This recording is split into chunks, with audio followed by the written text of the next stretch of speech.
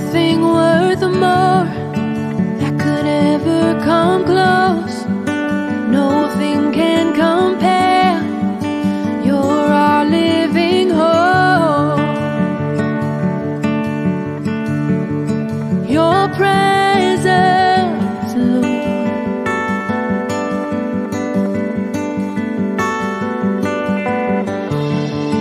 I've tasted and seen of the sweetest of loves, where my heart becomes free and my shame is undone.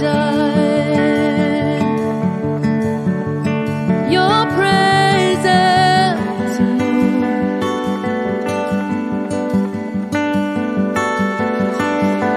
Holy Spirit, you are welcome here. Come flood this place and fill the atmosphere. Your glory, God,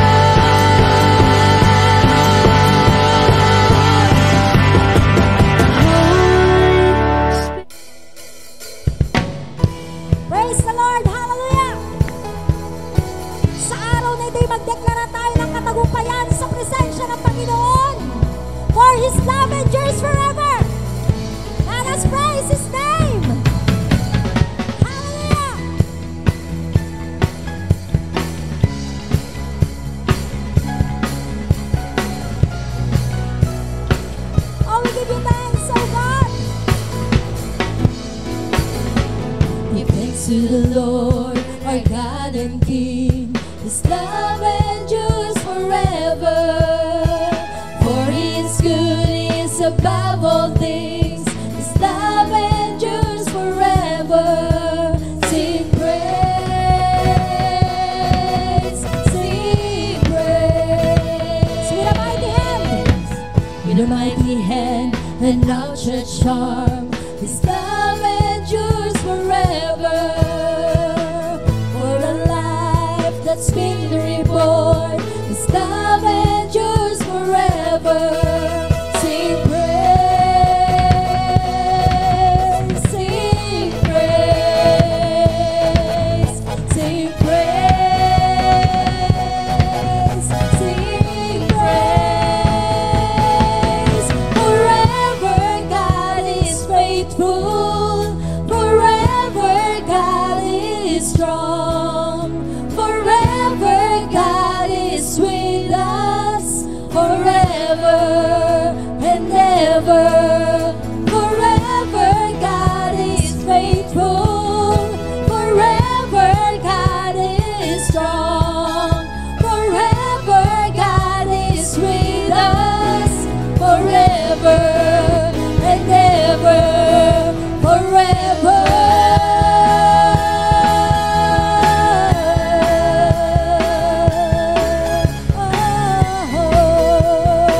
Let us give thanks to the Lord our God and King, for His love endures forever. Give thanks to the Lord our God and King. His love endures forever. For He is good, He is above all things. His love endures forever. Sing praise, sing praise. With a mighty hand, with a mighty hand and outstretched arm. His love endures forever. For the life that's been reborn, His love endures forever. Sing praise,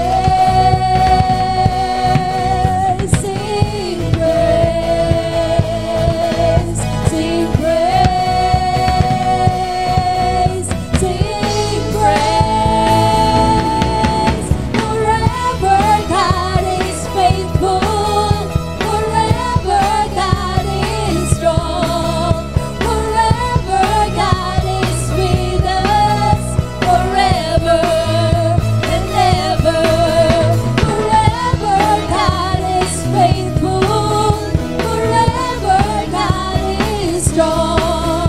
Forever God is with us. Forever and ever.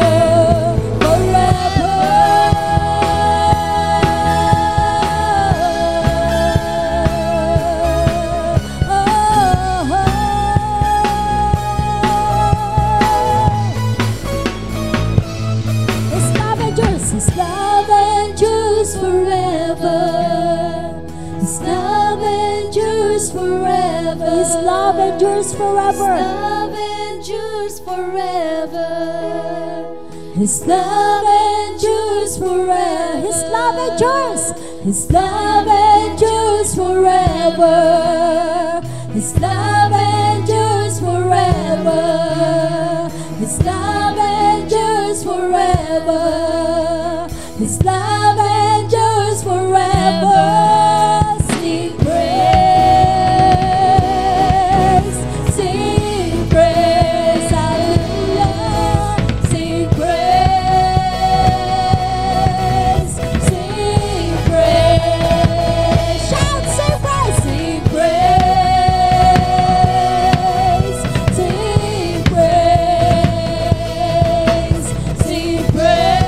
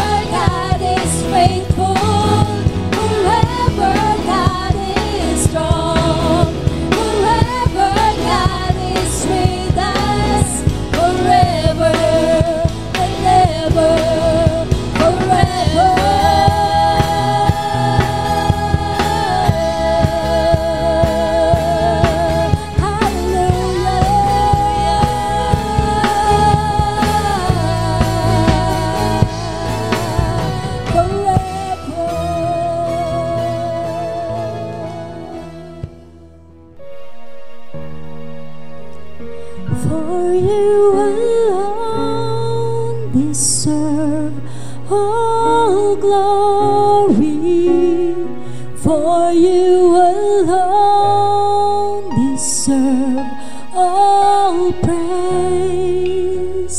Father, we worship and adore you.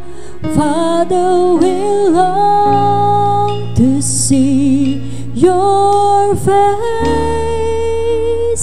for you alone deserve all glory, for you alone deserve all praise. Father, we love you and we worship you this day.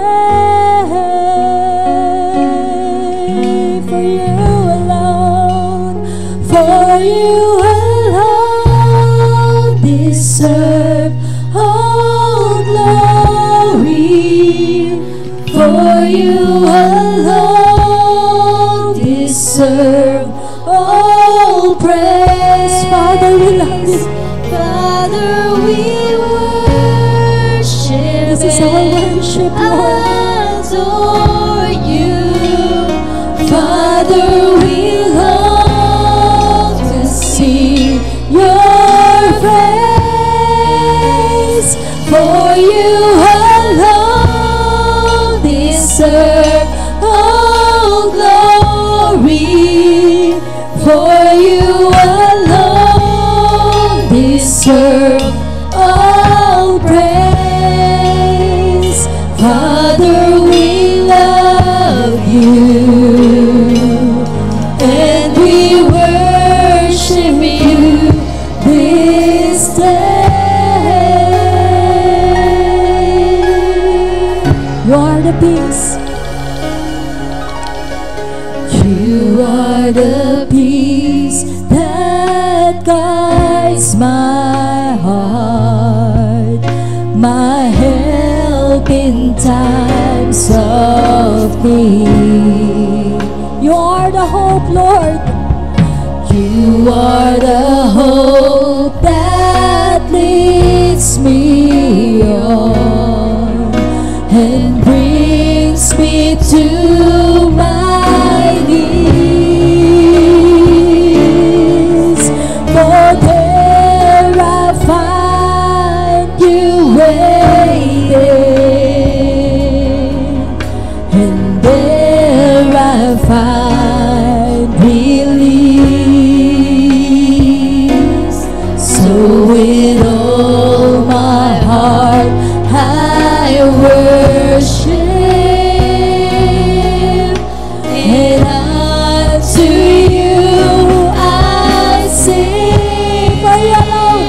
For you alone deserve all glory, for you alone deserve all praise. Father, we worship and adore you. Father, we long to see your face, for you alone deserve all glory, for you alone deserve all praise. Father, we love you and we worship you this day. You are the peace that guards my heart. You are the peace that guides my heart, my help in times of need. You are the hope, Lord Jesus. You are the hope that leads me on and brings me to my knees. For there I find you waiting, and there I find, and there I find relief. So with all my heart I worship unto you, and unto you I sing. For you alone deserve all glory. For you alone deserve all praise. Father, we worship and adore you. Father, we long to see your face. For you alone deserve all glory. For you alone deserve all praise. Father, we love you and we worship you this day. For you alone, for you alone deserve all glory. For you alone deserve all praise. Father, we worship and adore you. Father, we love to see your face. Your face. For you alone deserve all glory. For you alone deserve all praise. Father, we love you and we worship you this day. With all your heart, worship your Master. For you alone, Lord. For you alone deserve all glory. For you alone deserve all praise. Father, we worship and adore you. Father, we long to see your face in our worship, Lord. We desire nothing but you, God. For you alone deserve all glory.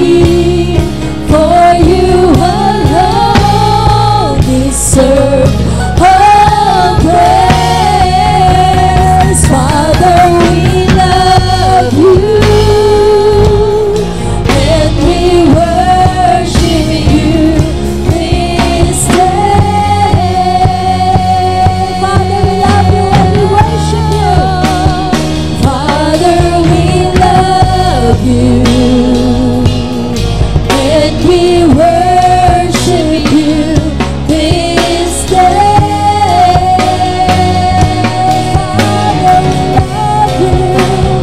Father, we love you and we worship you this day.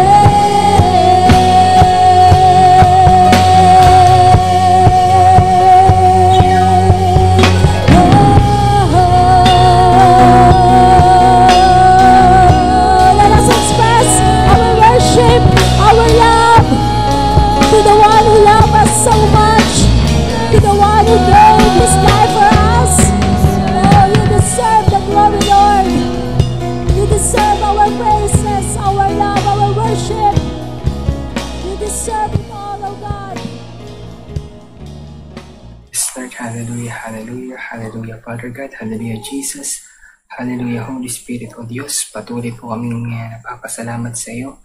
Patuloy kami, Lord God, na nagpupuri sa iyong dakilang pangalan. Yan mo, O Diyos, na sa oras na ito, Panginoon, ay mahingi po namin sa iyo ng tawad ng aming mga kasalanan na nagawa sa isip man ito, sa salita o sa gawa, Lord God. Panginoon, hayaan mo, Panginoon, na magpalinis kami, Lord God, sa iyong banal na dugo upang maging karapat dapat kami, Panginoon, na humarap sa iyo at makinig ng iyong salita sa araw na ito, Panginoon. Panginoon, nawa din po ay gabayan kami ng banal na Espiritu upang sa gayon ay siya po ang magturo at gumabay sa amin sa mas malalim po namin pagkaunawa ng iyong salita, Panginoon Jesus. Salamat po, Lord God, sa iyong pag-ibig. Salamat po sa iyong ginagawa sa amin sa bawat araw upang sa gayon, Lord God, ay mas mapabuti, Panginoon, ang aming mga buhay. At nawa, Lord God, ay patuloy niyo kaming gabayan sa oras na ito na aming pag-aaral ng iyong salita. Nawa ay hindi lamang po namin ito marinig, hindi lamang po ito pumasok sa aming mga tenga, Lord God, kundi, Panginoon, na maisabuhay po namin ang lahat ng ito.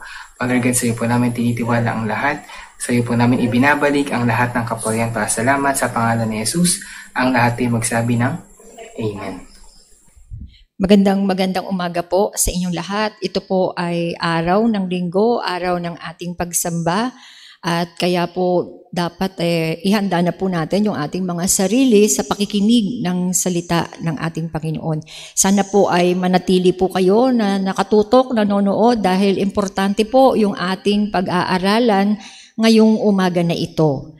Nais ko pong buksan natin yung ating banal na kasulatan sa Leviticus chapter 6 verses 8 to 13 at hayaan nyo po na ito ay basahin ko. Ang sabi po doon, "Then the Lord spoke to Moses saying, Command Aaron and his sons saying, This is the law of the burnt offering. The burnt offering shall be on the hearth upon the altar all night until morning, and the fire of the altar shall be kept burning on it. And the priest shall put on his linen garment and his linen trousers. He shall put on his body and take up the ashes of the burnt offering, which the fire has consumed on the altar. And he shall put them beside the altar. Then he shall take off his garments, put on other garments, and carry the ashes outside the camp to a clean place. And the fire on the altar shall be kept burning on it. It shall not be put out. And the priest shall burn wood on it every morning and lay the burnt offering in order on it. And he shall burn on it the fat of the peace offerings. A fire shall always be burning on the altar. It shall never go out." So makikita po natin dito sa Leviticus, maraming bagay tungkol sa altar. Meron pong minention about fire. Meron pong minention na it must never go out. Minention din po yung suot na garment ng priest. Minention din po yung tungkol sa ashes. So pag-usapan po natin ang patungkol sa mga scriptures na ito dahil napaka-importante po nito sa ating buhay even right now. Just recently po, meron ako nakausap dahil po nagbukas po tayo ng gawain, men's gathering online. Naisip ko po na imbitahan siya. At nag-chat naman po siya sa akin at ang sabi niya, "Thank you, Pastora, kasi talagang I need it." Kailangan daw po niya na yun. Kasi nga po, inamin po niya sa akin na tuyot na daw po yung kanyang spiritual life. Magmula daw nung pandemic, talagang bihirang-bihira na po siya na makasamba sa Panginoon. Lalo't higit, wala pong worship service sa mga churches po natin. So sabi niya, "Sige, Pastora, magjo-join ako dyan kasi kailangan kong maging on fire sa Panginoon. Ayoko nitong nararamdaman ko." So sabi ko po, "Sige, aantayin ka namin doon sa aming activity ng men's gathering." Katapos po, may finalo up din po ako na isang babae. At ganoon din po yung linya nung aming usapan. Ang sabi po niya, "Pastora, gusto ko po na maramdaman muli yung presence ng Panginoon. Kasi bagamat ako po ay nananalangin, nagbabasa ng konti ng salita ng Diyos at paminsan-minsan ay nakakapanood ng mga programs po natin, talaga pong hindi matighaw yung aking panunuyo sa spirito, talaga pong hindi ko maramdaman yung presence ng Panginoon. At isa nga pong kadahilanan din dahil nga po abala po ako. So nais ko po muli maranasan ang presensya, ang apoy ng Panginoon. So sa dalawang tao po na ito ay mga members po, mga dumadalo sa ating church. At isang bagay po yung sinabi nila na talagang wala na silang maramdaman na apoy. So sabi ko, kawawa naman yung mga members kung ganito yung kanilang kalagayan. Pero nagulat po ako dahil isa nga sa mga manggagawa po natin ay nagkaroon ng testimony. Sabi po niya, Pastora, nagpapasalamat po ako sa Panginoon kasi bago maging huli ang lahat, ako po ay na-revive. Sabi ko, bakit? Kasi po, in-assume ko na ako'y ginagamit sa ministry. Pagkatapos po, araw-araw may Bible study po kami ng aking pamilya. Hindi po lumalagpas yung isang araw. Kami po'y nagba-Bible study, nananalangin, at nagbabasa rin po ako, nagpe-pray din po ako. So, ang palagi ko po sa sarili ko ay malapit ako sa Panginoon. Pero nagulat po ako dahil nangusap ang Diyos sa akin. Ang sabi po niya, malayo ka sa akin. Gulat na gulat po ako dahil alam ko po na yung mga ginagawa ko ay mga bagay na nakalulugod sa Panginoon. Alam ko na ito ay naglalapit sa akin sa Diyos. Pero ang sabi po ng Panginoon, hindi na katulad ng dati yung relasyon mo sa akin. Malamig ka na, malayo ka na. Kaya po itong ating manggagawa na ito, nagpupuri po siya sa Panginoon dahil bago maging huli ang lahat, na-realize po niya, hindi po pala sapat yung paglilingkod, hindi po pala sapat na siya'y nagba-Bible study lang, kundi yung malalim na relasyon po sa Panginoon, yung pakikipagniig po natin sa Diyos para po yung apoy ay hindi mamatay. Sa kaabalahan po natin, talaga naman po na minsan na yung apoy na yan, yung po yung nagiging dahilan ng kamatayan ng apoy na yan. So, kaya po ang ginawa ko, ang title po ng ating katuruan is The Burning One, The Fire Within. Kinakailangan po na tayo ay mag-apoy sa Panginoon. Kinakailangan ma-realize po natin, we need the fire of God. Dapat dinedeklara po natin, I am on fire for God. Dapat po ma-realize po natin, we must stay doon po sa fire of God. At dapat sinasabi po natin araw-araw ng ating buhay, I need the fresh fire of God. Ang sabi nga po, we can afford to lose a lot of things. Pwede pong mawala ang lahat ng bagay. Isa lamang po ang kailangan ng isang tao. Ito po yung nag-aapoy na passion for God. Kapag ka po nawala yung apoy ng Panginoon, kapag ka nawala yung passion natin, we will be in trouble.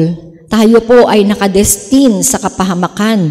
Kaya po, sa umaga pong ito, nais po natin at ang panalangin po natin ay muli maranasan po natin ang apoy ng ating Panginoon. Pero bago po natin maranasan yon, kinakailangan po muna na meron tayong intindihin. We must understand 4 things, 4 po na bagay. Number 1 po na dapat maunawaan natin ay ano ba yung fire of God? What is the fire of God? So pag tinignan po natin sa Biblia, napakarami pong nagsisymbolize ng fire of God. Katulad po, number 1, holiness of God. Kapag minention po yung fire, kasunod po noon yung kabanalan ng Diyos. Naalala niyo po ba si Moses doon sa bundok ng Mount Sinai? Nung pong ibigay yung 10 Commandments? Talaga po na ang mga tao ay nakita na parang nag-aapoy yung bundok. And at the same time, hindi sila pwedeng tumuntong nilagyan ng bakod yung bundok dahil nga po nandun yung kabanalan ng ating Panginoong Jesus. Yung fire po ng ating Panginoong Jesus is the fire of holiness. Wala pong kasalanan, walang bahid dungis. Yun po ang sinisimbolize ng fire of God. Number 2 po na sinisimbolize niya, it represents the judgment of God. Di po ba pag nanghuhusga ang Diyos, kapag galit na ang Panginoon, nagpapadala po ng apoy? Natandaan niyo po ba ang Sodom and Gomorrah? Makikita po natin yan sa Genesis chapter 9. Ano po ang ginawa ng Diyos? Sukang-suka na siya sa mga ginagawa ng mga taga-Sodom at Gomorrah. Ang ginawa po niya ay pinadalan niya ng apoy ang lugar na yon. At tunay nga po na-destroy ang buong Sodom and Gomorrah. Apoy po ang ginamit ng ating Panginoon. At makikita din po natin na yung everlasting judgment ng Panginoon dun po sa impyerno. Di po ba? Kung ikay hindi nanampalataya sa Panginoon, kung hindi ka na natili na tapat, malinis, tunay nga na ang judgment ng Panginoon ay doon tayo pupulutin sa apoy ng impyerno. Yung unquenchable fire. Ibig sabihin talagang wala ng katapusan na apoy yun. Yun yung judgment ng Panginoon at ito yung ayaw natin. Ayaw natin ng unquenchable fire. So, pangatlo pong symbolism, the fire of God in the Bible represent God's presence in our church. Di po ba? Dito sa church natin, nung mawala po yung worship service, parang iniwanan na tayo ng presence ng Lord. Pero nung tayo nandito sa church, we enjoy each other. At ang panalangin nga po namin ay talagang makabalik na po tayo doon sa normal na nagkikita-kita po tayo na ang presence ng Lord ay nararamdaman natin dito sa gitna, dito sa loob ng church. Pero, ganun din po, yung church is tayo po. Ano po, di po ba? Na tayo ay kalipunan ng mga mananampalataya. So, yung presence po ng Panginoon dapat nasa bawat isa rin po sa atin. Yung fire of God is the presence of God. Dapat makita po sa atin yan. Minsan po, sinasabi natin na, Lord, give us the fire. Show us your presence. Sinasabi po natin na talagang ang presensya ng Diyos ay maramdaman po natin. Sinasabi po natin na kailangan natin yung presence ng Panginoon. Hindi tayo makakapagpatuloy kapag wala yung presence niya. Kapag yan po ang ating panalangin.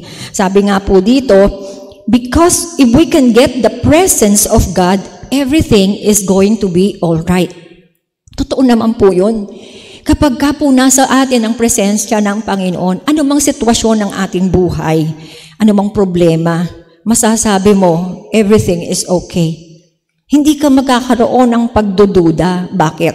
Kasi nasa iyo yung fire of God. Nandun yung presence ng Panginoon. Nandun yung assurance ng Panginoon. Tinatapik ka, niyayakap ka at sinasabi, anak, okay lang ang lahat ng bagay. Huwag kang mag-alala. Yun po yung presence ng Panginoon. Ganon din naman po, sa presence po ng Panginoon, lahat ng imposible ay posible. Yung presence po niya ang nagbibigay sa atin ng kasiguruhan na sa mata ng mga tao, sa mata ng karamihan, ang iyong sitwasyon ay imposible. Pero kapag ka nandoon yung presensya ng Panginoon sa'yo, yung fire of God, iba ang pakiramdam mo eh. Hindi mo pinapakinggan kung ano yung mga imposible na sinasabi ng mga tao sa paligid mo. Ang alam mo, the presence of God is in you at lahat ng imposible ay magiging posible. Halimbawa, sinabi ng doktor, 3 linggo na lang po, mamamatay na kayo, may cancer kayo. Imposible, di po ba? Pero when you are in the presence of God, yung sinabi ng doktor na imposible ay posible sa Diyos na gumaling ka. So, ganun po yung kapangyarihan ng fire of God o presence of God.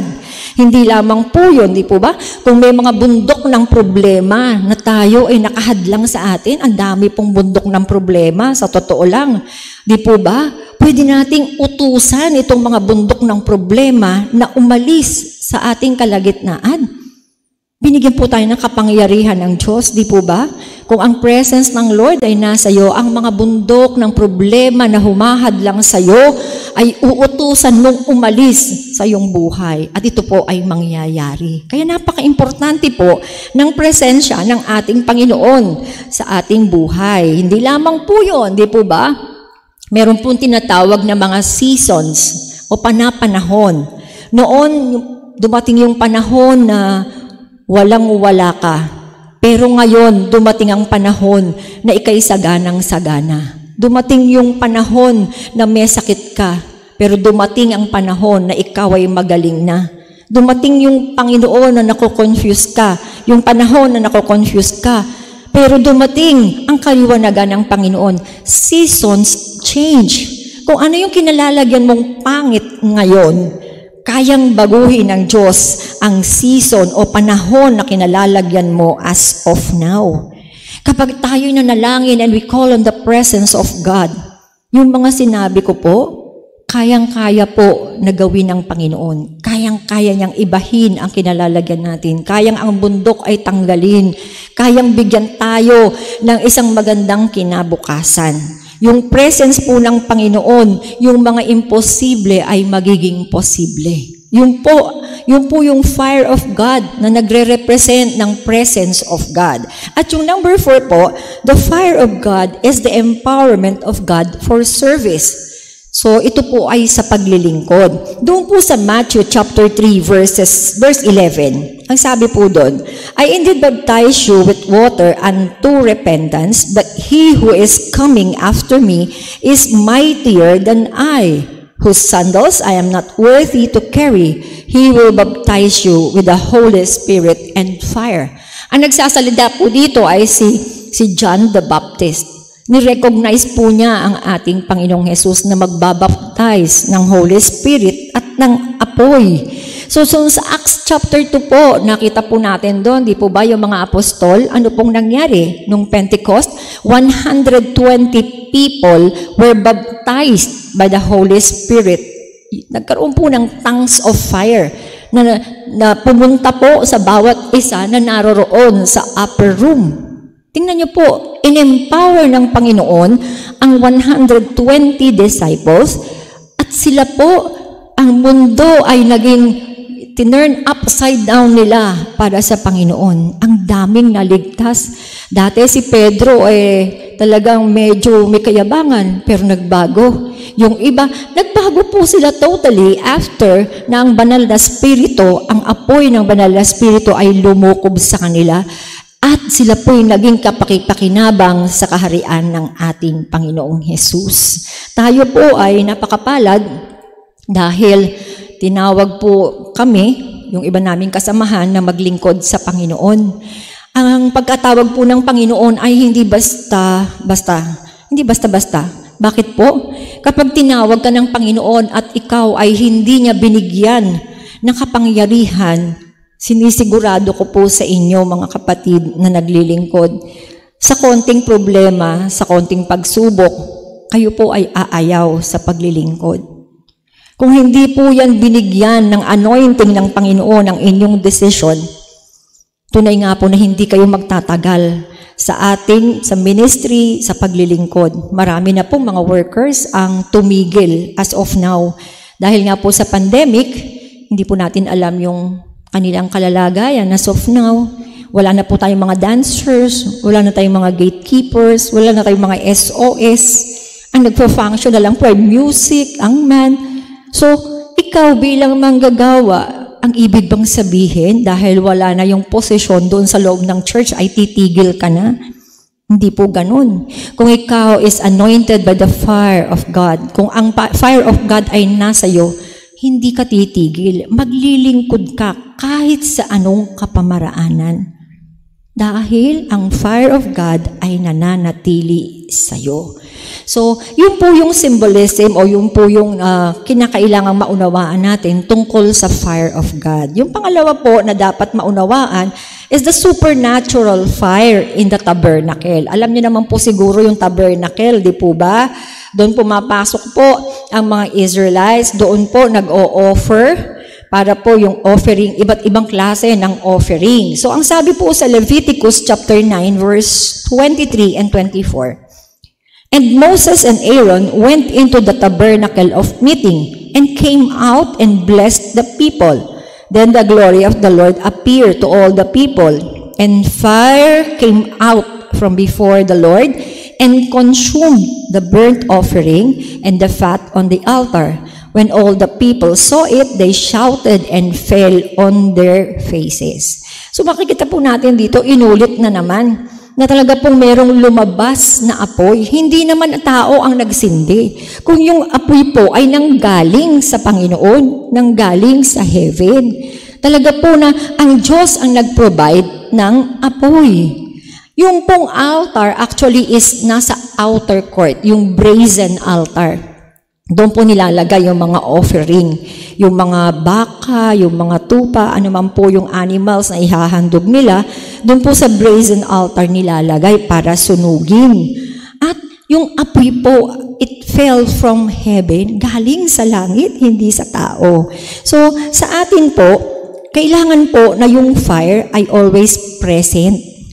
Hindi po pwede na wala talaga yung apoy. Sinasabi po kasi ng mga Israelite noon, habang nandoon po sila sa tabernacle, habang tinitingnan nila yung pag-o-offer, sinasabi nila, I put my hope.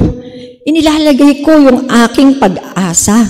Dahil nakikita ko na nasusunog, nandyan yung apoy, so ang ibig sabihin, ang Diyos ay present sa lugar na iyon. So, yung pagpapakita po ng apoy doon sa brazen altar, it represents na talaga pong ang Diyos ay nandoon at handang tumugon. Kaya ang mga Israelites po, excited po sila talaga during this yung event po ng pag-o-offer. So sa atin pong buhay ay ganun din. So kinakailangan po na maunawaan natin na ang presensya po ng ating Panginoon ay napakahalaga po sa ating buhay. Kapag daw po nandun yung presence ng Panginoon, kahit sino umatake sa atin, wag daw po nating idepende yung sarili natin. Wag mo ipagtanggol yung sarili mo. Ilang tao na po ba ang umatake sa'yo? Ilan na ba ng api sa'yo? Di po ba marami? Madalas pang mangyari na inaatake ka ng mga tao sa paligid mo, inaatake ka ng mga kaaway mo. Pero sinasabi ng Panginoon, if God's presence is with you, huwag kang magdepende. Huwag mo i-defend yung sarili mo. Naalala ko po ang ating spiritual director, si Kuya Ed, nung po mga panahon na talagang umabot po sa punto na napakarami po niyang death threat. Marami pong nagbabanta sa kanyang buhay. Talaga po na wala po siyang ginawa eh. Talaga idinulog-langin niya sa Panginoon ang mga tao na ito. At alam niyo po, talaga po na ang Diyos ang nagparusa doon sa mga tao na nagbabala o nagbigay ng death threat kay Kuya Ed. Lalo po yung yung nagpasabog ng granada. Nakita na lang po nila sa balita na nagkaroon ng shootout at namatay po yung mga naghagis ng granada sa kanilang pamilya. So, hindi po natin kailangan na idepende yung ating sarili kapag ang presence ng Lord ay nasa atin. Ganon din naman po, it doesn't matter daw po kung tayo ngayon ay lumalakad sa desyerto. Isipin niyo po, desyerto. Nandun kayo sa Sahara Desert. Wala pong tubig doon. Napakalawak po ng desyerto na yun. Wala ka makikitang puno. Talaga kailangan mo ng tubig pag nasa desyerto ka. Pero sinasabi ng Panginoon, kung ikay nasa desyerto ngayon, doon ka lumalakad sa desyerto, as long as the fire of God is with you, i-guide ka ng Panginoon. Diba? Sabi ko, ang laki. Hindi mo alam kung north, south, east, west. Hindi mo alam kung saan ka, paano ka makakaalis sa desyerto na yon. Pero kung ang presence ng Lord, kung ang fire of God is in you, ang Lord ang magbibigay sa iyo ng tamang daan. He will guide you hanggang sa makalabas ka sa desyerto. Anong desyerto ang pinagdadaanan mo right now? Ano? Di po ba? Ang daming desyerto ngayon. Desyerto ng finances, desyerto ng kalusugan, desyerto ng mga relasyon. Ang dami po Pero, ang sabi ng Panginoon, itong desyertong dinadaanan mo ngayon, ituturo ko yung daan palabas. So, napakasarap po, di po ba, that the fire of God is in us. At, isa pa po, kahit gaano man daw po kahirap, ka-difficult, ang mga bagay na nangyayari po sa atin. Tunay nga po, kung ang fire of God is in us, alam niyo po, magsusurvive ka. Bakit? Kasi hindi ka naman pababayaan ng Diyos eh. Gaano man kahirap yung pinagdadaanan natin ngayon, wala kang pera, wala kayong makain, inaalala mo yung kinabukasan na wala kang trabaho. Ang hirap ng pinagdadaanan mo. Miss asawa mo, nagka-COVID, pamilya mo, nasa quarantine. Napakahirap na sitwasyon. Pag nagka-COVID ka, pinandidirihan ka, di po ba? Yung mga kapitbahay mo, kulang na lang eh. Yung bahay nyo, sunugin. Sa takot nila na mahawa. Ang hirap ng pinagdadaanan mo, pero ang sabi ng Panginoon, kung ang kanyang fire, kung kanyang presence is nasa iyo, magsusurvive ka. Kaya be encouraged. Hindi magiging mahirap ang ating buhay kung ang apoy ng Panginoon, ang presence ng Lord ay nasa ating mga buhay. So, punta po tayo sa number 3. Ang sabi po doon, pangatlo na dapat maunawaan po natin, ang apoy ay kinakailangang i-maintain. Ano po yung i-maintain? Kinakailangan tuloy-tuloy po yung apoy. Hindi po pwedeng mamatay. Di po ba sinabi? Hindi pwedeng mamatay yung apoy doon sa altar. Pag namatay yung apoy, ang ibig sabihin, the presence of God ay umalis na. Nakakalungkot po kung aalis yung presence ng Panginoon. Kaya po, ang nagme-maintain ng apoy doon sa altar ay ang mga priest. Ito pong mga priest na ito, isa po ang kanilang character. They are hungry for God. Itong mga priest po na ito, ang patuloy na tumitingin doon sa apoy kung nagliliyab pa. They are hungry for God. At patuloy, yung offering na ino-offer ng mga tao ay sila yung nagsusunog. Kapag daw po ang presence ng Lord ay nasa atin, tunay nga po na kinakailangan na maunawaan natin 24 hours a day, 7 days a week, 30 days in a month, 365 days in a year. Isama nyo na leap year kasi merong extra day. Dapat po yung presence ng Lord nandun sa lahat ng araw na yun. Dapat walang lalagpas sa mga araw na yun sa presence ng Panginoon sa ating buhay. Kasi pag isang araw na wala yung presence ng Panginoon, alam nyo po, kakapasok ang gawa ng kaaway. Lagi pong nakabantay si Satan eh.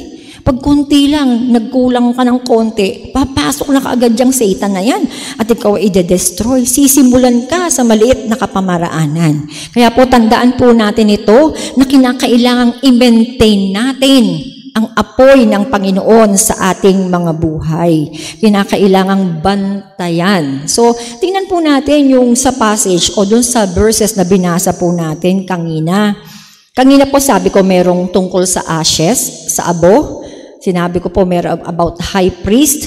So tingnan po natin, ano po ba yung nagre-represent ng mga ashes o yung sa tawag po, abo sa Tagalog.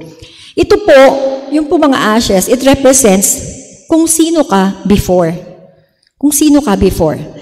It represents ano ang ginawa mo before. Ano yung mga blunders mo, ano yung failures mo. Ito yung nire-represent ng mga ashes na tunay ngang nasunog na, kaya nga ashes na eh.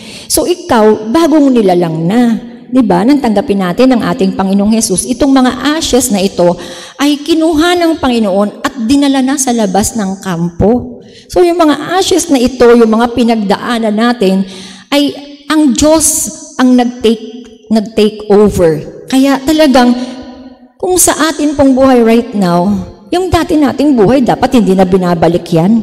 Yung mga dating kasalanan natin, dapat hindi na natin inuulit. Yung mga failures natin, dapat natuto na po tayo. Kasi ang ginawa po ng ating Panginoong Hesus ay kinuha na yung mga nakaraan po natin at itinapon na sa labas. So, yung pong purity ng ating Panginoon ay ibinigay sa atin. Yung cleanliness ng ating Panginoon ay ibinigay sa atin. Nung pong siya'y mamatay doon sa krus ng Kalbaryo, tinubos na po niya tayo. Kaya po, yung mga ashes na yan, kalimutan na po natin at tayo po ay mabuhay ng ayon sa kalooban ng ating Panginoon. May kalinisan, may purity, may holiness sa ating buhay. Binanggit din po doon yung tungkol sa bringing a new sacrifice every day. Alam niyo po, napakasarap po ng may relasyon sa ating Panginoong Hesus. Kasi pagising mo pa lang sa umaga, di po ba? Ako po pagising sa umaga, sinasabi ko, Lord, thank you for a new morning. Salamat sa panibagong pag-asa, sa panibagong buhay, sa panibagong pagkakataon na ikay mapaglingkuran. Talaga po yung mercy ng Panginoon ay lagi pong new every morning. Di po ba ang sabi? The steadfast love of the Lord never ceases. Yung pag-ibig po niya, hindi tumitigil eh. They are new every morning. Sa bawat isa po na meron tayong relasyon sa Panginoon, yan po yung nararanasan natin. Kung ang apoy ng Panginoon ay nasa atin, yung kanyang apoy na yan, araw-araw nare-renew. So ang nais po ng Panginoon, tayo ay nagdadala ng bagong mga offering. Di po ba? Bagong offering. Kung yung ginawa ng Diyos sa atin noon, iniligtas tayo, ngayon po ang Diyos nagliligtas pa rin. Kung ang Diyos ay nagpagaling noon, nagpapagaling pa rin po ang Diyos. Yung mga sira nating buhay noon, hanggang ngayon, ginagawa pa rin po ng Panginoon ito. Pero ang sinasabi niya, bring in. Magdala ka ng bagong offering. Tingnan po natin ang sinabi niya sa Hebrews 13:15. Sabi po niya, therefore by Him, let us continually offer the sacrifice of praise to God. That is the fruit of our lips, giving thanks to His name. So, ano po ang kinakailangang sacrifice? Hindi po toro, hindi baka, hindi tupa. Ang sinasabi po ng Panginoon, ang sacrifice po ay pagpupuri at pagpapasalamat. Amen po ba?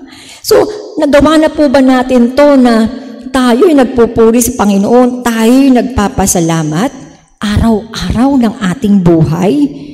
Araw-araw ng ating buhay. Binigyan niya tayo ng anointing, binigyan niya tayo ng power, binigyan niya tayo ng healing, yung presence niya nasa atin. Pero, ang tanong, na-appreciate mo ba yon? Nagbibigay ka ba ng pasasalamat o papuri sa Diyos sa mga bagay na ginagawa niya? Kapatid, para ma-maintain yung fire, kinakailangan ang bukang bibig mo ay pagpapuri sa Panginoon, ang bukang bibig mo ay pagpapasalamat. Kailan mo pa napasalamatan ng iyong Diyos? Di po ba? So hayaan po natin ang new sacrifice every day ay yung ating mga patotoo, yung ating mga pagpapasalamat sa ating Panginoon at pagpupuri. Tingnan po natin, alam niyo po ba na for 8 centuries, ang ano po, yung pong altar, ang Diyos ang nagpo-provide ng apoy.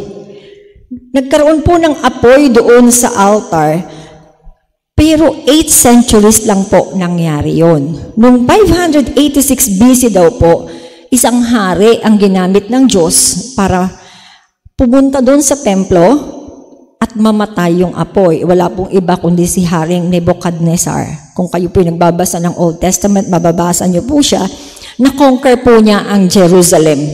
Kinuha po niya yung hari, pagkatapos yung anak ng mga hari, pagkatapos po lahat ng gamit doon sa loob ng templo ay kinuha rin niya po. At nung kunin niya yung brazen altar, namatay po ang apoy doon sa loob nung templo na yon, nung tabernacle na yon.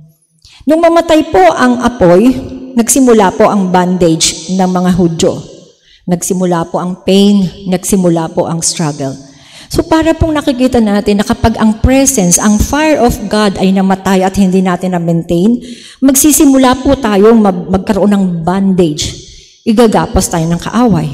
Magkakasimula din po yung pagkaranas natin ng pain, ng struggle. Dahil wala po yung presence ng ating Panginoon. Kaya mga kapatid, we can never let the fire to go out. Kinakailangang i-maintain po natin ang apoy. Dahil pag ito'y namatay, nakasisigurado po tayo, we are in trouble. At kung titingnan niyo po yung Bible, hindi na po ulit nagkaroon ng fire na nanggagaling sa heaven. Ang fire po ay sinisindihan na ng tao. At for 400 years, magmula po dun sa Book of Malachi hanggang sa Book ni Matthew, 400 years, wala pong prophetic voice, wala pong liwanag, wala pong revelation na nanggaling sa Diyos. 400 years. Namatay po yung apoy eh. Hindi na nangungusap ang Diyos. Hindi na nagbibigay ng mga pangitain. Wala nang revelation dahil namatay po yung apoy. Ganon din po sa ating buhay. Huwag naman po sanang napakatagal bago bumalik yung apoy. Dahil po napakahalaga ng apoy na ito. Ang sabi po, ito daw po yung darkest moment, darkest time sa history ng Israel na ang Diyos ay hindi na nakikipag-usap sa kanila. Sa atin po, bago po mangyari yun, nawa po ay ma-realize natin na kailangan po natin yung apoy na yan.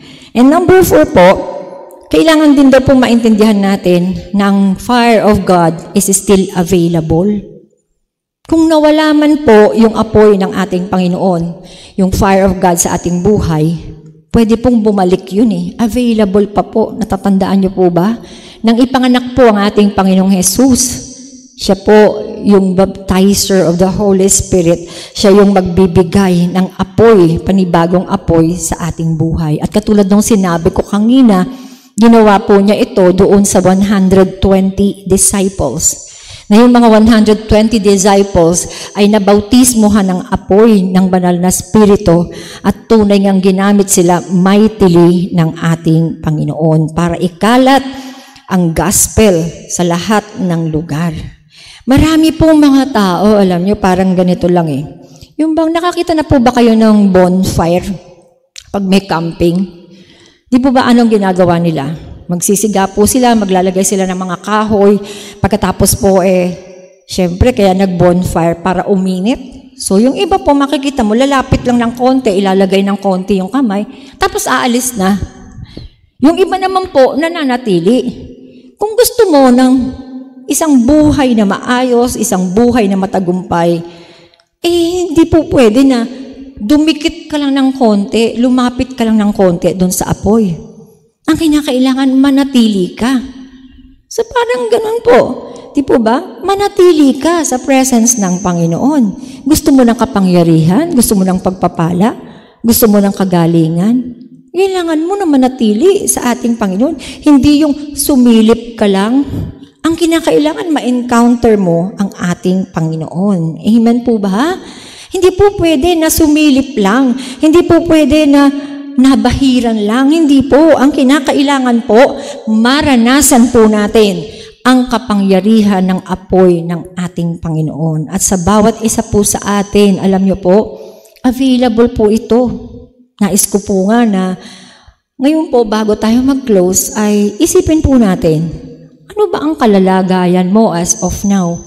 Diba? Habang dinidiscuss ko po ito, ano ba yung nasa isip mo?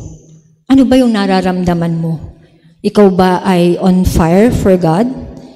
May apoy pa ba diyan sa puso mo? O aandap-andap na yung apoy? Hindi po tayo nanghuhusga. Hindi ko po kayo hinuhusgahan kung anong klaseng relationship meron tayo sa ating Panginoon. Ang sinasabi ko lamang po na talagang yung fire within us, kinakailangan po na tayo po ma-maintain po natin yun. Kinakailangan tayo ay nagliliyab sa pagmamahal po natin sa Panginoon. So, in closing po, tingnan po natin. At salaminin po nyo ang inyong sarili. Tingnan nyo po kung gaano pa kainit ang pagmamahal nyo sa ating Diyos. Sa pagbabasa mo ng salita ng Diyos, bumaba na ba yung interest mo? Nababagot ka na ba? Dati, 10 chapter, ngayon 1 chapter na lang. Sabi mo, busy kasi ako eh. Kaya kahit 1 chapter, at least naka-1 chapter. Pangalawa, sa prayer life mo. Dati kahit 3 oras, 2 oras, 1 oras. Ngayon 10 minutes, ganun na lang yung prayer life mo. Kapag mayroong mananalangin ng mahabang-mahaba, inip ka na, nawawala na yung utak mo dun sa sinasabi. Bakit? Inababagot ka na dun sa prayer. Ganun ka ba? Tingnan natin, di po ba? Yung worship po natin, katulad ng sinasabi ko, di po ba? Yung pong ating worship is online. Alam niyo po ba? Asang bagay po na natuklasan ko ay ganito. Kapag online po ang ating worship service, pag sinabi ko po na 7:30 we will start, alam niyo po, iilan lang po talaga 7:30 nakatutok na para katagpuin ang Panginoon. Talaga po, dumadating sila sa kalagitnaan. O kaya naman, nalalagpasan po nila yung praise and worship. Sa preaching lang po sila. Pagkatapos po, hindi pa man nagpapastoral, umaalis na po sila. Lalo pagka tithes and offering, kumukonti yung viewer. Alam niyo po, dapat kinoconsider po natin yung worship. Napakahalaga po nito sa Panginoon. Di po ba pag Sunday, we are here in the church, kung todo nakaayos pa po tayo, ganda-ganda ng suot natin, kasi ang kakatagpuin ay Panginoon. Pero alam niyo po ba sa online worship service, yung iba po naka-shorts, naka-sando, pagkatapos po yung iba nakahiga sa kama, saka nanonood ng Sunday service, o yung iba naman nagluluto, yung iba nagwawalis, yung iba umiinom ng kape, nababastos po yung ating pagsamba. Kaya nga po ini-encourage ko sumabay po tayo. Halimbawa, ito pong ating pag-aaral na ito ngayon, ating pagsamba. Mag-start po tayo ng 7:30 at huwag po tayong aalis. Unless na lang mahina ang connection ng internet mo. Talagang medyo nawawala. Pero kung malakas naman, focus. Isentro natin yung worship natin sa Panginoon. Isentro natin yung puso natin sa mensahe. Kasi hindi po natin worship ng totohanan ang Panginoon. Tapos magtataka ka na wala kang apoy. Hindi ka taka-taka. Dahil wala yung pagsamba na hinihingi ng Diyos para ikaw ay mag-apoy. Kaya mga kapatid, sana po, sama-sama tayong sumamba. Igalang natin. Kung maaari nga po, nakadress tayo ng Sunday dress. Kapag tayo'y nanonood, kahit po sa cellphone lang yan, kahit sa TV lang yan, ang Diyos po'y nandiyan So, igalang po natin ang kanyang presensya. O isa pa po, sa pagbibigay. Alam niyo po, magmula nung mag-pandemic, maraming nawalan ng trabaho. Talaga pong nag-suffer po talaga when it comes to giving. Talaga pong marami na yung hindi nagbigay. Hindi ko po alam kung anong reason, kung nawalan sila ng trabaho o nanghihinayang sila. Siyempre, iisipin mo, ito na nga lang pera ko tas ibibigay ko pa. Paano kinabukasan? Kung wala na kaming makain. Alam niyo po ba na yun ay kawalang tiwala sa ating Panginoon? Kapag ikaw ay nagduda doon sa sinasabi ng Panginoon, ikaw ay nagkakasala. Hindi po natin kayang sukatin ang pagbibigay ng Panginoon, ang pagbabalik ng mga bagay na binibigay po natin sa Kanya. Ako po'y natutuwa kasi talaga pong napakabuti ng Lord. Kapag tapat ka, talaga pong sinusupply niya lahat ng iyong pangangailangan. Ako po ay, meron po kaming konting paupahan, yun po yung aking income. At nakakatuwa po, alam nyo, yung pa pong mga umuupa sa akin at tumatawag sa akin, sinasabi, ate, papuntahin mo na dito yung kukuha ng bayad. Sabi ko talaga, maaga pa. Hindi, para hindi na namin magastos. Kaya nakakatuwa po, di po ba? Maraming umuupa ngayon, nagpapaupa. So, masakit ang ulo dahil yung mga umuupa ayaw magbayad. Sa akin po, ako hinahabol ng mga umuupa. Nagte-text pa sa akin yun ahead of time. Bakit po? Dahil sa katapatan po sa pagbibigay. Talaga po inililista ko Bawat pera po na natatanggap ko, yung po ibinigay sa amin ni Pastora Kay about tithing. Nakalista po doon, sino nagbigay, magkano 10%, para hindi po lumalagpas. Kaya nakakatuwa po na talagang ang Diyos ay tapat. Tapos kangina lang po, nagulat po ako paglabas ko ng pintuan. Kangina yung bigas na yan. Sabi po nung caretaker, Pastora, sa'yo daw yan. Wala akong ino-order na bigas. Ay binigay nga po, may buko pa, may rambutan pa, may saging na saba. Wow! Sabi kong ganun. Pero sa totoo lang po, kasi po malapit nang maubos yung bigas na, mahina lang po naman kami sa bigas.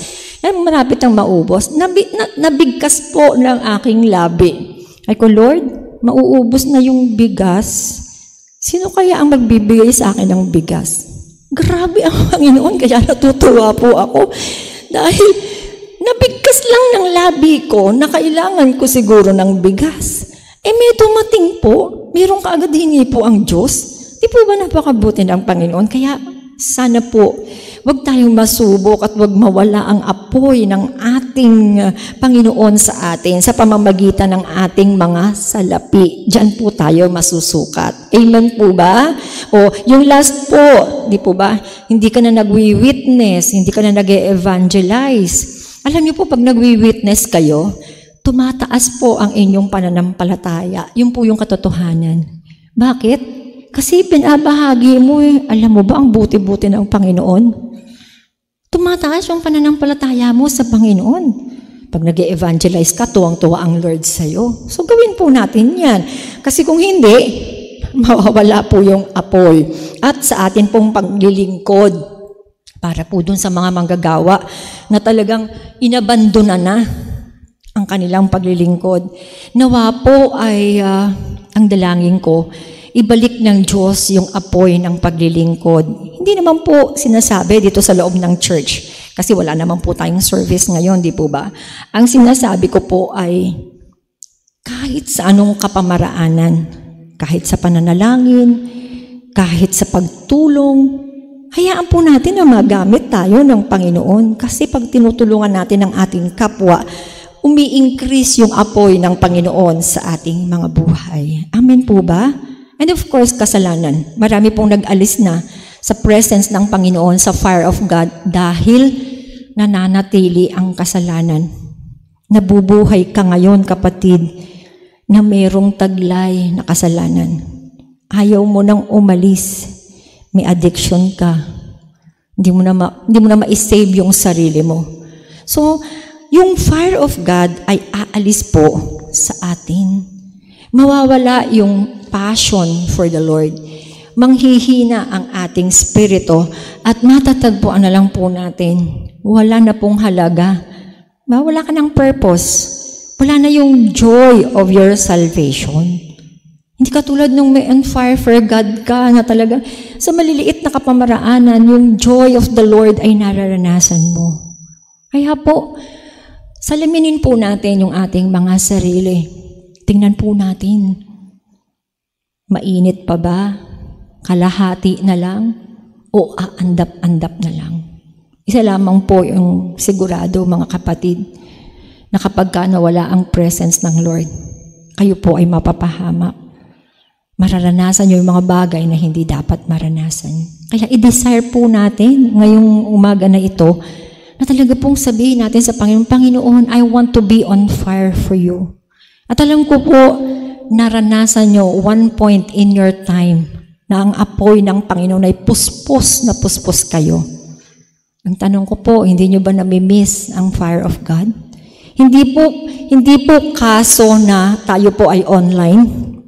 Ang banal na spirito po ay makakakilos po, mahihi po kayo, bababa ang apoy ng Panginoon sa inyo kahit saan kayo naroroon. Even right now, nananampalataya po ako na kung ang desire ng puso mo, ma-encounter muli ang Panginoon, mabigyan ka ng apoy at pagmamahal, passion for God, gagawin po yan ng banal na spirito. Depende sa desire ng iyong puso. Pwede po ba na tayo ay yumuko at umawit po tayo ng isang awit? Sabayan po natin yung awit na yon with all our heart, with all our soul, with our mind.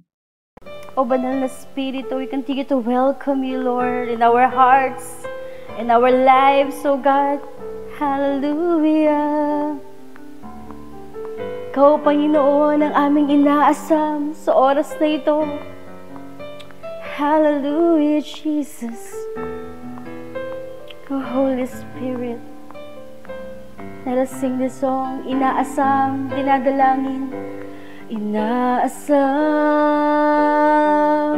dinadalangin, ang iyong pagsama ay manatili.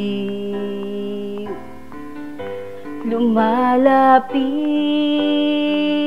nagsusumamo, ang iyong pagkilos ay maranasan sa araw na ito, sa buhay kong ito. Minimithing ikaw lamang, kailangan kong pagsama mong lubos. O Banal na Espiritu, o Banal na Espiritu, inaasam namin ang pagsama mong muli. O Banal na Espiritu, inaasam namin ang pagsama mo't pagkilos mong muli. Banal na Espiritu, patuloy po nating anyayahan ang banal na Espiritu sa ating mga buhay, sa ating mga puso. Inaasam, dinadalangin. Yes, Lord. Hallelujah, Jesus. Inaasam, dinadalangin, ang iyong pagsama ay manatili. Kami po'y lumalapit sa'yo, lumalapit, nagsusumamo. Ang iyong pagkilos ay maranasan sa araw na ito, sa araw na ito, sa buhay kong ito. Minimithing ikaw lamang, kailangan kong pagsama mong lubos. Sabay-sabay po nating awitin, O Banal na Espiritu, O Banal na Espiritu, inaasam namin ang pagsama mong muli. O Banal na Espiritu, inaasam namin ang pagsama mo't pagkilos mong muli. O Banal na Espiritu, O Banal na Espiritu, inaasam namin ang pagsama mo, ang pagsama mong muli. O Banal na Espiritu, inaasam namin ang pagsama mo't pagkilos mong muli. Sa huling pagkakataon, O Banal na Espiritu, O Banal na Espiritu, inaasam namin ang pagsama mong muli. O Banal na Espiritu, inaasam namin ang pagsama mo't pagkilos mong muli. Banal na Espiritu,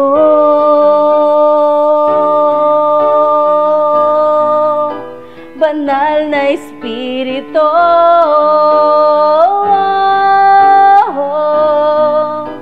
Banal na Espiritu.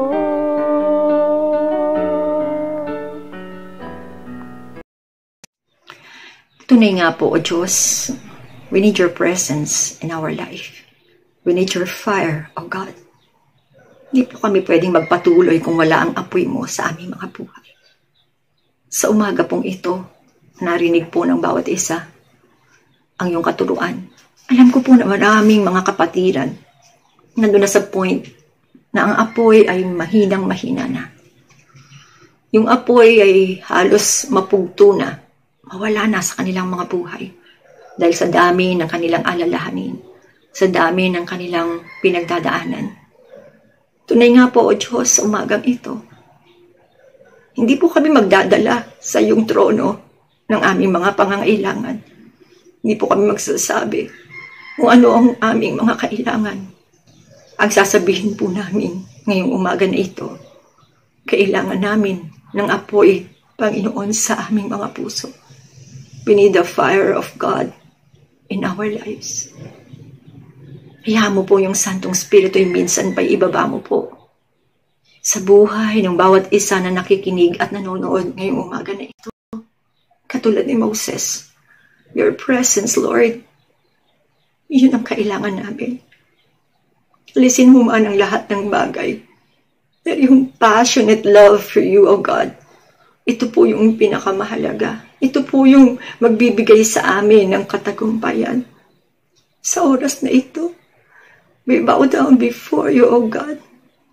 Banal na Espiritu, sakupin mo po ang aming mga puso.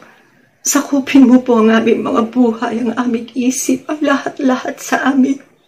And we want the fire of the Holy Spirit to come down right now.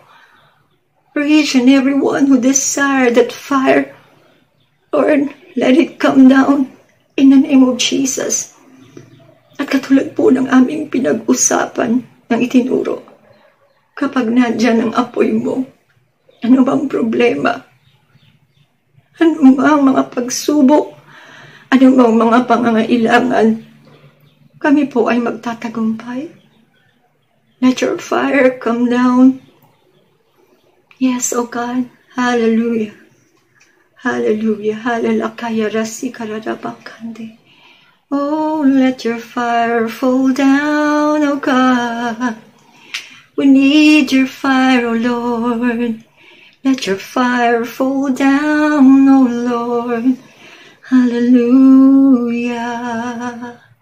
Oh, we receive your fire, Lord. We receive your fire, O God. We ask for your presence. We ask for your fire, Lord. Send your fire. Send your fire. Hallelujah. Hallelujah. Hallelujah. By faith, O God, nananampalataya po kami, ang iyong Santong Espiritu ay bumaba sa buhay ng bawat isa na mayroong pananampalataya, sa buhay ng bawat isa na nangangailangan ng apoy, sa buhay ng bawat isa na handang tumanggap ng apoy na yon. O Diyos, salamat po sa iyong apoy. Salamat, Panginoon, dahil alam po namin, we will be victorious because your presence is with us, Lord God. Ang lahat ng sakit at karamdaman ay inalis mo na. Ang lahat ng kahirapan ay tinanggal mo. Ang bundok ng problema ay nilipat mo na doon sa dagat. Ang mga strongholds ng kasalanan at karumihan ay nilinis mo na ng iyong banal na dugo. Ang anumang problema, ang anumang struggle, ang anumang bandage sa aming mga buhay ay nilinis mo na ng iyong apoy. Yes, God. Thank you so much for that fire. Hayaan mo pong maalagaan namin ito, O Diyos, sa aming mga buhay. Hayaan mo, O Diyos, sa iyong mga salita ay mag-apoy sa aming mga puso. Hayaan mo na ang panalangin ay laging maging bukang bibig ng bawat isa. Hayaan mo na ang pagsamba at pagpapatotoo ay laging marinig sa aming mga labi. Hayaan mo ang kasalanan ay walang puwang, Panginoon, sa aming mga buhay. Gabayan mo po kami, Panginoon, ng iyong presensya at patuloy nagpapasakop po kami, Panginoon, sa apoy na yon. Babantayan po namin, i-maintain namin ang apoy na yon. Hindi po namin pababayaan na ito ay mawala. Sa pangalan ni Jesus, tulungan mo po kami, O Diyos. I declare, O God, this morning, your presence upon those people, Panginoon, na nahanda yung puso sa pagtanggap sa iyo. I declare healing, O God. I declare prosperity. I declare all the blessings of heaven, O God, sa buhay po ng iyong mga anak, dun sa anak mo na right now, O God, nag-expect na kagalingan. Lord, right now, you're moving, Lord God, and touching that person right now, from the top of his head to the sole of his feet. Your healing fire, O God, is upon him. In the name of Jesus, in the name of Jesus, Lord God, marami pong salamat. Even sa mga kapatid po namin na nangangailangan. Lord, I declare your miracle. I declare your blessing, O God. Send forth your fire, O God. Buksan mo ang bintana, pintuan ng kalangitan, at iuho mo, Panginoon, ang mga pagpapala, Panginoon, sa buhay ng iyong mga anak. Lord, marami pong salamat sa apoy na yun. Right now, it is consuming us. Right now, it is flowing in our bodies, oh God. O kayorosi kararamakande. Yes, Lord, thank you for that fire. Thank you for your spirit, oh God. Thank you, Lord. Thank you, Jesus. Thank you for your presence, Lord. O kayarasi kararamakande. Thank you, Father. Thank you. We give you praise. We give you glory. We give you honor. Salamat po, Panginoon. Salamat, O Diyos. Sa iyo po lahat ng papuri kalulatian. Sa pangalan po ng iyong anak na si Jesus. And everybody say, Amen and Amen. Purihin po ang ating Panginoon. Ngayon po'y darako tayo sa ating Holy Communion na ginagawa po natin once a month. At ito po'y ginaganap po natin hindi po sa dahil ito'y tradisyon o gaya-gaya system. Ito po ay isa sa ordinance ng Panginoon bago siya umakyat sa kalangitan. At sa ating Holy Communion, may dalawang sangkap po tayong ginagamit. Ang tinapay po at ang juice. Yung pong tinapay ay sumisimbolo sa katawan ng Panginoon. Na ang sabi po ng Biblia sa Isaiah 53 verse 5, si Jesus daw po ay nasugatan dahil sa ating mga kasalanan. Siya'y binugbog dahil sa ating mga kasamaan. At dahil sa kanyang mga latay, tayong lahat ay pinagaling ng Panginoon. Kaya po yung tinapay po ay sumisimbolo sa katawan ng Panginoon na nabayubay sa krus ng Kalbaryo sa ikapagpapatawad ng ating mga kasalanan. Then yung pong pangalawang sangkap ay yung pong juice na sumisimbolo sa banal na dugo ng Panginoon. Sabi po ng Biblia sa Hebrews 9:22, kung wala daw pong pagbububo ng dugo, walang kapatawaran ang ating mga kasalanan. Kaya po, ito pong ating ginagawang once a month na Holy Communion o banal na hapunan, ito po'y pagpapahayag o pag-ala-ala ng kadakilaan na ginawa ng Panginoon doon po sa krus ng Kalbaryo. Then, tayo po'y nakikiisa at nakikibahagi sa Holy Communion. Hindi lamang ito pag-ala-ala natin sa kadakilaan ng Panginoon. Pangalawa, ito po'y pagpapahayag ng ating pananampalataya na si Jesus ay muling babalik dito sa daigdig upang kayo at ako nananalig sa Panginoon ay kanyang kuhanin at isama sa buhay na walang hanggan doon po sa kalangitan. Kaya po ngayong umaga, tayo po lahat ay sama-samang yumuko at pumikit po tayo. Ating itaas po yung ating mga tinapay na sumisimbolo sa katawan ng Panginoon at tayo manalangin. Panginoong Diyos, salamat po. Hindi ang katawan ng hayop ang nabayubay sa krus ng Kalbaryo, kundi po mismo ang iyong banal na katawan, Panginoon. Kaya Panginoong Hesus, sa umagang ito, ang tanging dalangin po namin sa aming pakikisa, pakikibahagi sa Holy Communion ito, gawin mong karapat-dapat ang aming mga buhay. Gawin mong banal, Panginoon. At tunay po, O Diyos, sa pagkain namin ng tinapay na ito, patuloy namin ipahayag ang iyong kadakilaan at ang muli mong pagparito sa daigdig na ito, Panginoon. Salamat po, O Diyos, dahil sa iyong katawan, kami nagkaroon ng kagalingan, nagkaroon po kami ng kapatawaran. Ito aming samot dalangin sa pangalan ni Jesus. Amen. Sabay-sabay natin kainin ang ating mga tinapay na hawak.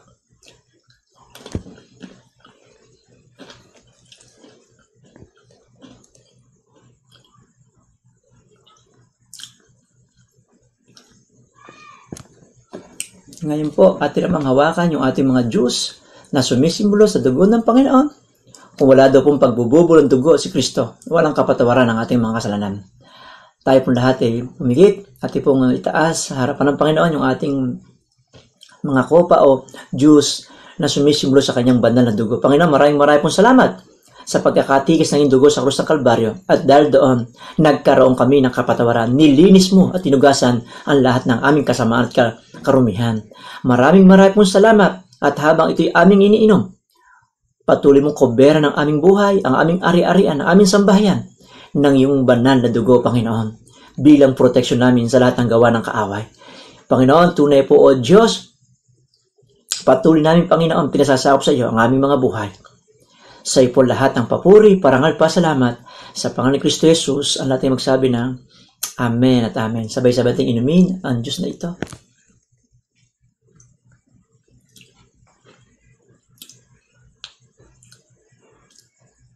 Tayo po'y manalangin. Panginoon, maraming pong salamat sa pagdaraos po namin ng Holy Communion na ito, na alam po namin na naging katagam-tanggap ang pag-celebrate namin ng Holy Communion na ito. Panginoon, patuloy Panginoon, maingit po namin ibinabog sila ng papuri, parangal pa salamat pagsamba sa Panginoon Kristo Jesus. Amen at amen. Tayo po ay darako sa ating pong tithes and offering. Ang sabi po sa Exodus 19 verse 5, kung susundin ninyo ako at hindi kayo sisira sa pakikipagtipan ko sa inyo, kayo ang magiging bayang kong hinirang. Ang buong daigdig ay akin, ngunit kayo'y aking itatangi. Napakaganda nga po ng pangako ng ating Diyos sa talata po na ating pong binasa. At ngayon nga po na panahon ng pandemic, alam ko po na marami po sa atin ang dumaraan sa iba't ibang klase ng pagsubok at suliranin. Ngunit naniniwala po ako na hindi po ito hadlang upang maranasan po natin ang pagpapala at pabor po ng ating pong Panginoon. Kaya nga po sa oras na ito, hinahamon po tayo ng ating pong Diyos sa pamamagitan po ng ating pong pagkakaloob. Tayo po ba ay magiging tapat pa rin po sa Diyos at tayo po ba ay patuloy pa rin pong susunod sa kabila po ng ating pong mga pinagdaraanan ng mga suliranin? Nais po ng Diyos na maging bukas ang ating palad sa pagkakaloob dahil ito po ang magpapatunay na tayo po ay tumatalima sa Kanya pong kautusan. Makikita po natin yan sa 2 Corinthians chapter 9 verse 13. At tayo po ay pinapaalalahanan din sa aklat po ng Tito sa chapter 2 verse 10 naman po na tayo po ay huwag mag-uumit at maging tapat sa lahat ng bagay at upang maipakita natin ang kagandahan ng aral ng Diyos na ating pong tagapagligtas. Ang inaasahan po sa atin ng Diyos ay ang atin pong katapatan at pagsunod po sa Kanyang utos bilang mga hinirang po ng Diyos. Ang sabi po ng Diyos sa Kanya pong salita, ang lahat ng bagay ay Kanya. Kaya nga po, bakit po tayo mag-aalala sa maraming bagay kung kayang-kaya naman po palang ibigay ng Diyos ang lahat ng pabor at ang lahat ng ating pong minimithi. Kaya nga po, malaking hamon po ito para sa atin ngayon dahil tayo pong lahat ay totoo pong apektado ng pandemic po na ating pong nararanasan. Ngunit wag po natin hayaan na maging hadlang ang sitwasyon na ito upang patuloy po natin maipadama ang ating pong pagmamahal sa ating pong Diyos. Kung talagang nais po natin na maranasan po ang pagpapala po ng ating Diyos, ipakita po natin ang ating pong katapatan at ang ating pong patuloy na pagsunod sa ating pong Panginoon Diyos. Ako po ay magbabalik po ng pasasalamat at papuri sa ating Diyos dahil siya po ang aking tunay at dakilang manggagamot. Dahil nito pong nakaraang quarantine, ilang beses po akong nagpunta sa doktor, ngunit talaga pong napakahirap po magpagamot ngayon dahil nga po sa kumakalat po na COVID-19. Kaya nga po, ang ginawa ko, ako po ay nanalangin na lang po muna. At sa kabutihan po ng Diyos, ako po ay nakaranas ng kagalingan kahit hindi pa po ako bumabalik sa doktor. Kaya nga po, tunay na ang Diyos na kapag tayo po ay nanalangin, siya po ang Diyos na tunay na sumasagot. Isa pa po, hindi ko rin po inaasahan na sa panahon na ito ay makakatanggap po ng pabor sa trabaho ang aking pong asawa. Dahil nga po pandemic ngayon, ngunit tunay na talagang alam ng Diyos ang lahat po ng ating pong mga kailangan. Kaya bago ko pa po sabihin sa Kanya yung aking pong kailangan, binigay na po ng Diyos ang aking pong pangailangan. At ngayon nga po, ito po ay aking pong nagagamit para po sa gawain po ng ating pong Panginoon. Tunay na hindi po hadlang ang pandemic na ating pong nararanasan upang dumaloy po ang pagpapala po ng ating Diyos sa ating pong buhay. Kaya nga po, patuloy ko po kayong hinihikayat na tayo ay magpatuloy na maging matapat at tunay na sumusunod po sa ating pong Diyos. Tayo po ay manalangin. Panginoon, marami pong salamat sa iyo, O Diyos, sa umagang ito. Salamat po sa mga salita mo at mga paalala mo po sa amin patungkol po sa aming pong pagkakaloob. Hayaan mo, O Diyos, na ikaw ang humipo sa puso ng iyong mga anak na maging tapat, O Diyos, at masunurin sa iyo. Dalangin ko, Panginoon, sa lahat ng mga anak mo na patuloy na nagnanais na magbigay ng kanilang mga kaloob. Ikaw, O Diyos, ang magbalik sa kanila ng siksik, liglig at umaapaw na pagpapala, Panginoon, ang kanila pong maranasan. O Diyos, marami pong salamat sa lahat ng mga anak mo na patuloy, Panginoon, na walang sawang nagkakaloob sa iyo. Salamat po, O Diyos, sa iyo ang lahat ng papuri sa pangalan ni Jesus. Amen. Kung kayo po ay nahipo ng ating pong Panginoon upang magkaloob, maaari po ninyong ipadala ang inyong pong kaloob dito po sa JIL San Jose Patag o kaya naman po kayo po ay mag-chat po dito mismo sa Facebook page na ito upang kunin po ng ating kapatid ang inyong pong mga kaloob. Maraming salamat po at pagpalain po tayo ng ating Diyos. Tayo po ngayon ay dadako na sa ating pangwakas na panalangin. Let's continue to embrace the presence of our Lord. Let's bow down our head. Hallelujah, Jesus. Hallelujah, Holy Spirit. Hallelujah, Father God. Panginoon, marami pong salamat sa mga oras po na ito na ipinagkaloob po sa amin. Marami pong salamat sa panibagong katuroan at revelasyon po na ibinigay mo po sa mga oras po na ito. Panginoon, ang dalangin po namin ay patuloy mo po kaming gabayan at samahan sa araw-araw at nawa, Panginoon, ay malugod ka po sa aming mga buhay. Panginoon, we speak blessing po sa aming mga pastor na patuloy mo pong ginagamit ang kanilang buhay, lalo na po sa aming minamahal na Pastora Ani. Hayaan po, Panginoon, na ikaw po mag-provide ng lahat ng kanyang pangangailangan, and let's continue to grant all the desires of our heart, O Lord, in the name of Jesus, in the name of Jesus. And we also pray for our congregation, Panginoon, na patuloy na umaasa po sa iyo. We speak blessing to them, O Lord. Ikaw po ang nakakaalam ng kani-kanilang buhay, Panginoon. Hayaan mo, Panginoon, na maranasan nila ang pagsama mo, maranasan nila ang pagmamahal mo, at maranasan nila ang katapatan mo sa bawat isa sa kanila, Panginoon. In the name of Jesus, in the name of Jesus.